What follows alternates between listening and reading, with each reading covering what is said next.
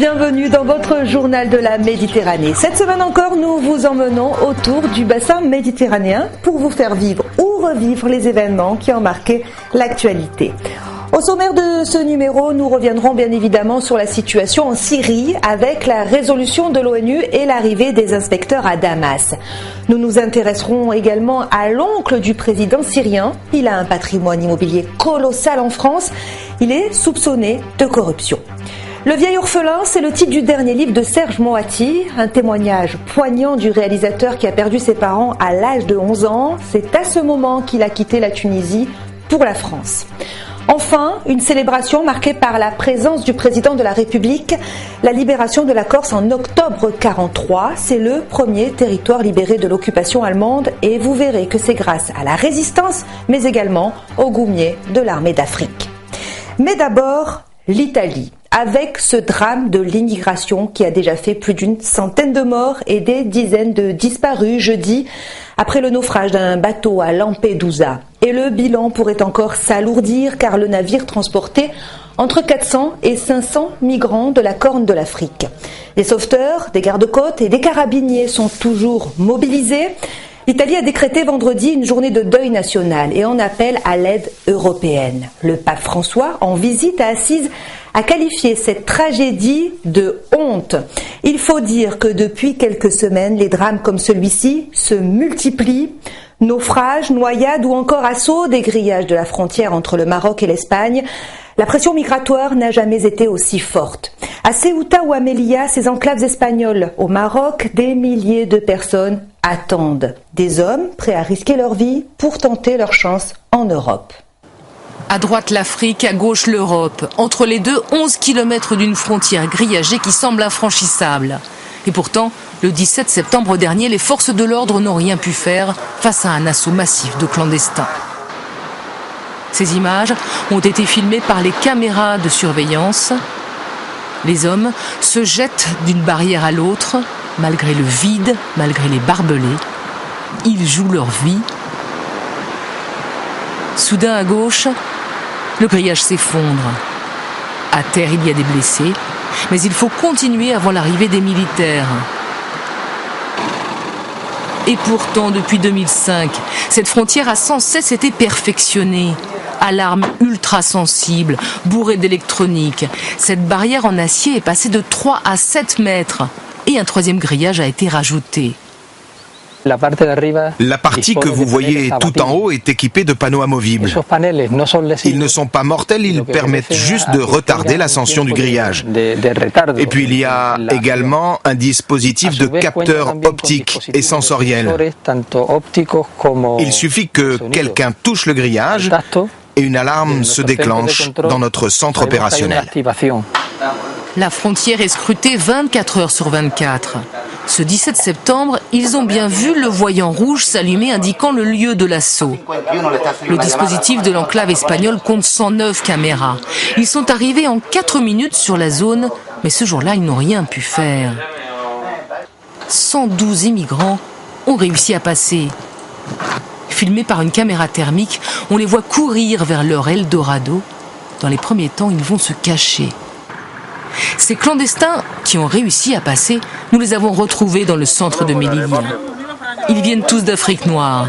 Le passage de la frontière, ils l'avaient préparé et coordonné ensemble depuis plusieurs semaines. Ils savaient qu'ils ne passeraient pas tous. Django a 25 ans, il a quitté le Mali il y a 2 ans. Il a fait 6 tentatives pour arriver en Europe. On était 350 à 400. On a rampé jusqu'à approcher à 50 mètres du grillage. Au signal convenu, on est partis tous ensemble à l'assaut de la barrière. Les militaires marocains nous jetaient des pierres. Passer en force, c'était notre seule chance d'y arriver. Aujourd'hui, ils sont hébergés dans un centre de rétention. Ils sont toujours clandestins, mais désormais inexpulsables. Sidi, l'Ivoirien, a fait 32 tentatives avant de poser le pied sur le sol européen. Je suis quitté en Côte d'Ivoire, voilà, Burkina Faso, Mali. Mali maintenant, je suis venu à Algérie. Après maintenant, je suis venu aux frontières de Maroc-Algérie. Voilà à quoi ressemble l'entrée officielle du paradis, comme ils l'appellent. Au poste frontière, c'est chaque jour l'effervescence avec 15 à 20 000 passages de piétons et de véhicules. Seuls les Marocains de la province voisine sont autorisés à passer pour faire du commerce. Ici, l'arme fatale pour trouver les clandestins, c'est ce petit instrument. Il permet de capter les battements du cœur de toute personne qui serait cachée dans le véhicule. À la moindre alerte, la voiture est démontée. Ici, la Guardia Civile a des doutes sur le pare-choc. Et pour cause, à l'intérieur se trouve un clandestin. L'homme est inanimé. Les douaniers vont mettre plusieurs minutes à le désincarcérer. Il est vivant. Il a payé au passeur la somme de 3 000 € pour entrer clandestinement. Pour lui, c'est raté. Si le sud de l'Europe est la porte d'entrée pour bien des migrants, l'Espagne, l'Italie ou la France ne sont pas forcément les pays que ces candidats à l'immigration ont choisi pour s'installer. Dans le nord de la France, par exemple, dans le port de Calais, une quarantaine de personnes, des Syriens pour la plupart, réclament le droit d'asile au Royaume-Uni. Et ils sont déterminés. Des Syriens qui fuient la guerre civile car les violences se poursuivent dans leur pays malgré l'arrivée des inspecteurs de l'ONU mardi dernier. Ils doivent superviser le démantèlement des armes chimiques syriennes. Une mission périlleuse dans un pays où la situation est de plus en plus floue. Avec au nord de violents combats qui opposent insurgés syriens et activistes islamistes. Ailleurs, c'est aux forces de Bachar el-Assad que les rebelles doivent faire face. Enfin, le président syrien a également des sympathisants. On les trouve notamment parmi les chrétiens. Certains ont préféré se réfugier en France. Cet homme a peur et préfère garder l'anonymat car il est menacé de mort, comme toute sa famille restée à Alep. Âgé d'une quarantaine d'années, cet entrepreneur syrien est réfugié depuis plus de 2 mois. Dans moins de 10 jours, il retournera en Syrie pour tenter de sortir ses proches de cette souricière, avec pour objectif de ramener sa fille, sa femme et ses parents dans la Loire. Où tu veux y aller? Irak, c'est comme la Syrie. Liban, il y a toujours guerre. Jamais sécurité. Où tu veux y aller? De toute façon, les gens qui sont en Alep, maintenant, ils sont très en danger, les chrétiens. Ils n'arrivent pas à sortir de la ville. Une fois qu'ils ont sorti, ils sont en otage. D'où l'appel du Secours catholique et d'autres ONG à favoriser l'arrivée sur notre territoire de ces populations menacées. Mais pour l'heure, la diplomatie française tarde à agir et les discours de fermeté de François Hollande ne cessent d'inquiéter les populations chrétiennes de Syrie. Il nous a inquiétés beaucoup. On ne voulait pas de guerre. Nous, avec Bachar Assad, on n'a jamais vu de mal. On avait tout ce qu'on voulait. On était libre et laïque. L'appel d'une partie des groupes rebelles à appliquer la charia n'est évidemment pas fait pour rassurer.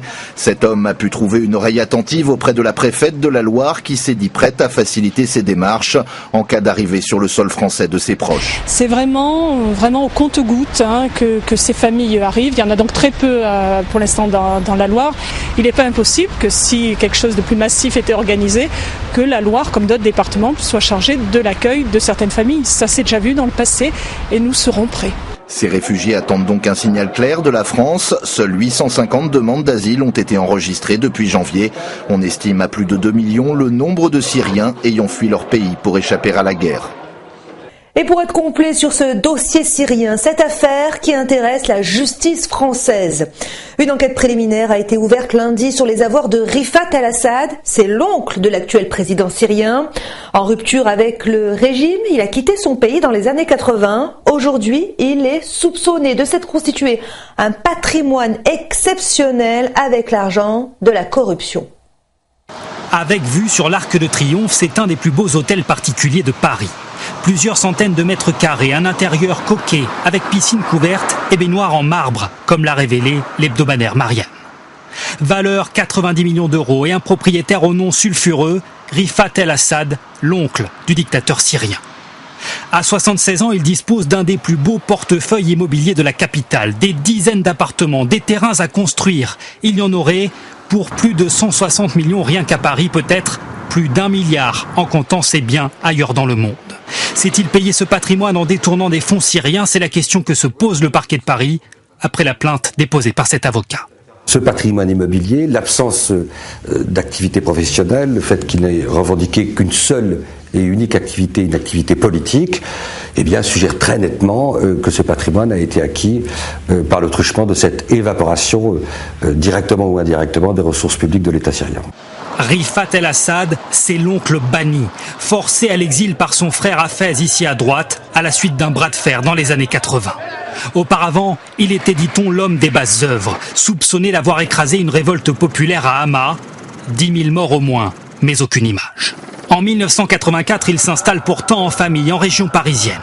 Opposant farouche au régime syrien, il aurait alors bénéficié de l'appui financier de l'Arabie Saoudite et d'autres pays du Golfe, dit son avocat. Et l'administration française n'y trouvait jusqu'ici rien à redire, selon lui.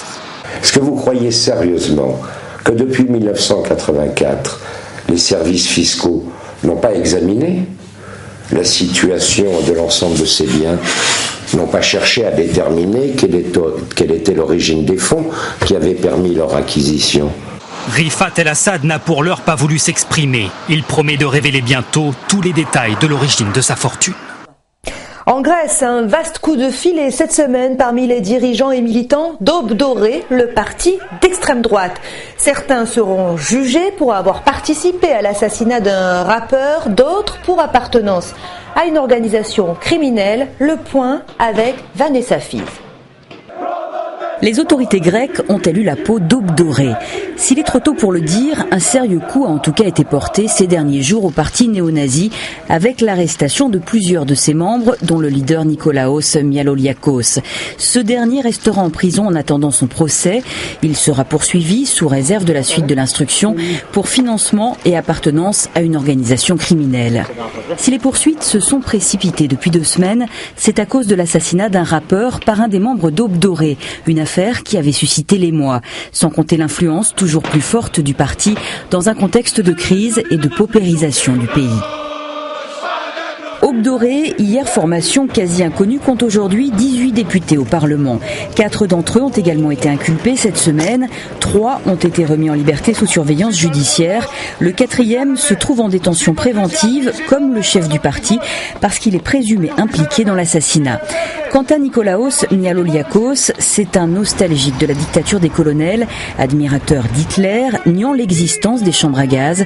Une image délicate pour la Grèce qui prendra la présidence tournante de l'Union européenne en janvier 2014. En Italie, le gouvernement a retenu son souffle cette semaine. La crise a été évitée in extremis. Le plan de Silvio Berlusconi a échoué, désavoué par ses proches. Il a finalement renoncé à renverser le gouvernement. El Cavaliere est aujourd'hui un peu plus affaibli. Certains y voient même la fin de sa carrière politique. Mais l'Italie n'en a pas fini avec la famille Berlusconi. Sa fille Marina se prépare à lui succéder. La dynastie Berlusconi au grand complet avec au premier rang des héritiers, l'aînée Marina. Elle a grandi loin de son père à Londres avec sa mère divorcée. Mais regardez cet air de famille. Le même visage volontaire, le même goût pour les flashs et la lumière et le même sens des affaires. Depuis 2005, elle préside Fininvest, l'empire financier des Berlusconi. 6 milliards d'euros de chiffre d'affaires, 18 000 employés, de la télé à la banque en passant par les assurances et la construction. Pour ce journaliste proche de la famille, elle a tout pour succéder à son père et devenir la cavalière. Elle est mince mais très tough, très dure, forte. On a Sonia Gandhi, Rajiv Gandhi, Indira Gandhi, Nehru. On a les Kennedy. Officiellement, pour l'instant, Marina ne se voit pas en descendante, même si les supporters de son père pensent déjà le contraire. Je sais seulement que c'est la fille d'un grand homme. Et rien que pour ça, je lui ferai confiance. Et si ça ne se faisait pas dans la famille Berlusconi, on évoque d'autres solutions. Barbara, 29 ans, présidente du club de foot familial, le Milan AC, même si pour l'instant, elle aussi décline la proposition. Vous feriez de la politique ? Ce n'est pas dans mes projets. De toute façon, chez les Berlusconi, le patriarche ne semble pas encore décidé à passer la main. Un témoignage à présent, celui du réalisateur Serge Moati. Ce Tunisien de naissance a perdu ses parents à l'âge de 11 ans. Le vieil orphelin, c'est le titre de son dernier ouvrage paru cette semaine. Il raconte cette blessure jamais complètement refermée. Serge Moati, un nom et quelques notoriétés. L'homme aux multiples casquettes, présentateur d'émissions, journaliste, réalisateur, des films il en a tourné en pagaille et de toutes sortes. Comme une boulimie. Pour une et une seule raison. pensais au départ qu'une bobine de film, je la mettais là, devant moi, à côté, ça allait donner une digue contre le malheur, une digue contre... J'existais, il y avait une bobine de film. Et puis après, j'ai fait des montagnes de bobines de film, et ça protège de rien du tout. C'est que le malheur fut si intense, si absolu. Octobre 1957, le jeune Moati a 11 ans, son père meurt d'une crise cardiaque. 10 mois plus tard, août 57, c'est sa mère qui décède, un cancer. L'enfant quitte sa Tunisie natale pour Paris, il est orphelin pour la vie. On pleure pas quand il y a tellement de malheur. On pleure pas, c'est pas possible. Pas possible. Alors qu'est-ce qu'on fait ? On se durcit, on se fige, on meurt en soi. Orphelin, comme une marque d'infamie. Pour ne pas avoir à en parler, l'enfant s'invente une vie, raconte des histoires. On ment, je mentais tout le temps. Je disais que mes parents étaient en Tunisie, qu'ils m'écrivaient tout le temps, j'inventais des faux appels téléphoniques. Et puis je disais que j'allais les voir, ils venaient me voir souvent. Enfin, j'ai passé mon temps à mentir. Parce que quand on est petit, on veut être conforme. Pour exister, il sera comme son père. Journaliste comme lui, socialiste et franc-maçon comme lui. Il va jusqu'à prendre le prénom de son père. Le jeune Henri Moati devient Serge Moati. En 1979, il retourne pour la première fois à Tunis, dans la maison où il est né. La même où ses parents sont décédés. C'était pas comme ça du tout. C'était immense, là. Alors ça n'atténue pas le chagrin, mais ça a des vertus quand même. Ça ne guérit pas. Et d'ailleurs, c'est un truc intéressant, ça. On ne guérit jamais de rien. On ne guérit pas de son enfance, on fait avec. Les gens qui vous disent ça va aller mieux, c'est des blagues. Ça ne va jamais mieux. Simplement, on en fait quelque chose. Et le quelque chose, aujourd'hui, c'est un livre, un vieil orphelin, ou l'histoire d'un homme qui a appris à ne plus vivre dans l'ombre d'un père disparu. Un grand moment d'histoire célébré cette semaine en Corse, la libération de l'île en octobre 1943. Des cérémonies anniversaires présidées vendredi pour la première fois par le président de la République, François Hollande, et en présence de ceux qui furent aux premières loges, les goumiers de l'armée d'Afrique. C'était il y a 70 ans. 7 survivants marocains ont été décorés de la Légion d'honneur pour l'occasion.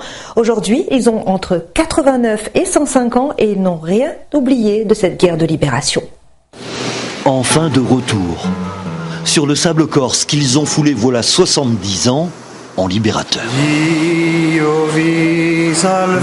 Des engagés volontaires marocains venus d'en face, de l'autre rivage de la Méditerranée, goumiers ou tirailleurs, ils ne sont plus qu'une poignée de survivants. C'était en octobre 1943. 6000 hommes, envoyés par la France libre, faisaient leur jonction en Corse avec la résistance pour jeter à la mer l'occupant. Tellement fier de voir tout ça. L'armée allemande, retranchée dans le nord de l'île, les 14 000 SS de la Reichsführer nazie qui occupaient l'île de Beauté, sont pris au piège. Pour partager cet incroyable pèlerinage, nous sommes allés chercher chez eux les derniers goumiers du Maroc. Venus de leurs montagnes, du Moyen Atlas, ces 7 paysans berbères, âgés de 89 à 105 ans, étaient réunis à Casablanca avec des jeunes. Nous, on a 13 ans. Enfin, on a presque 14 ans. Moi, j'ai 14 ans. 14. Ouais. Donc, ça fait une grosse différence. Hein. Lui au début du siècle et nous à la fin du siècle. Car c'est tout le souci des organisateurs, le ministère des anciens combattants français. Garantir la transmission de la mémoire de cette page d'histoire méconnue.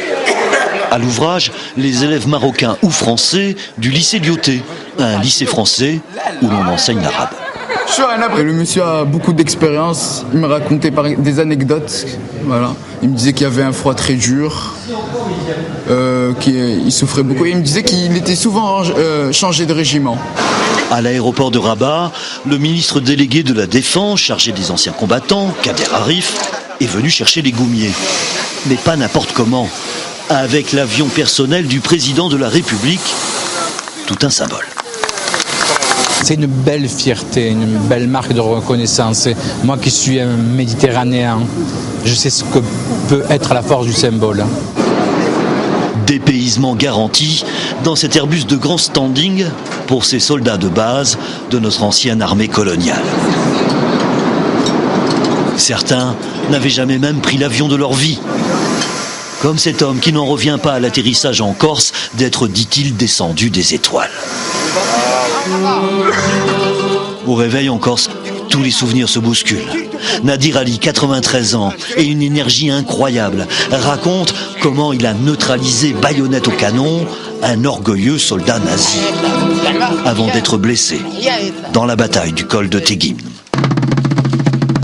Et c'est à cet endroit surplombant Bastia, où tant de goumiers sont morts pour la France, que les vétérans marocains de cette épopée ont reçu les honneurs de la République. Car là-bas, à Saint-Florent, face à la mer d'où ils sont venus, reposent depuis 70 ans en terre de France leurs frères d'armes, ces vaillants goumiers que l'on appelait alors les indigènes. Un hommage donc aux Goumiers et une injustice réparée, car la Corse a été le premier territoire métropolitain libéré de l'occupation fasciste et nazie. Un fait souvent négligé par l'histoire qui ne retient que les débarquements de Provence et de Normandie. La résistance s'est soulevée, rapidement appuyée par les forces françaises libres venues d'Afrique du Nord. Léo Micheli témoigne de cette époque. Novembre 1942, la Corse, zone libre, est envahie par les troupes fascistes. 80 000 Italiens, suivis de 14 000 Allemands, un occupant pour 2 habitants de l'île. Face à un tel rapport de force, le Front national de la résistance corse n'a qu'une conviction. La libération de la Corse sera en premier lieu l'œuvre du peuple corse lui-même. Ils sont 5 à avoir conduit l'insurrection corse. Parmi eux, Léo Micheli. À 90 ans, il est le seul survivant, le seul aussi à avoir vu la Corse libérée. L'un de ses camarades a été emprisonné ici. Je suis avec les amis et avec des souvenirs. Ils ont été tués, fusillés, massacrés à quelques jours de la délivrance de l'insurrection libératrice.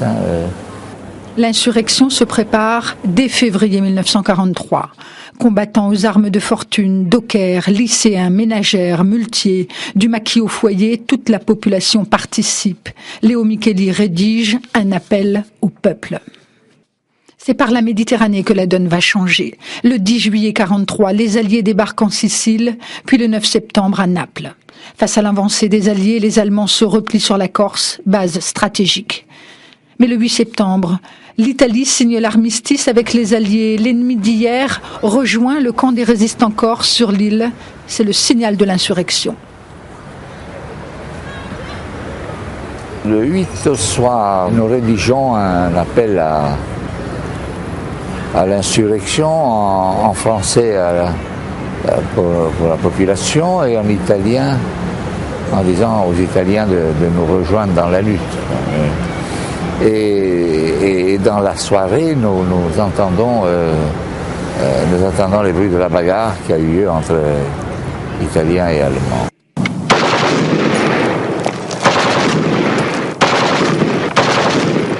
Des balles traçantes couvrent Bastia. Allemands d'un côté, Italiens et patriotes corses de l'autre. Depuis le vieux port, nous rejoignons les quais parce que c'est là qu'a lieu la bagarre quand même. C'est un déluge de feu. Un déluge de feu, oui, qui a duré d'ailleurs des heures. Pendant ce temps, l'armée française d'Afrique du Nord débarque à Ajaccio. En 10 jours, 6 000 hommes, 400 tonnes d'armes arrivent en Corse. Mais le temps que les troupes traversent l'île, les combats avec les Allemands s'intensifient à Bastia et dans les alentours. Les Allemands étaient partout. Ils avaient pris position un peu partout par là.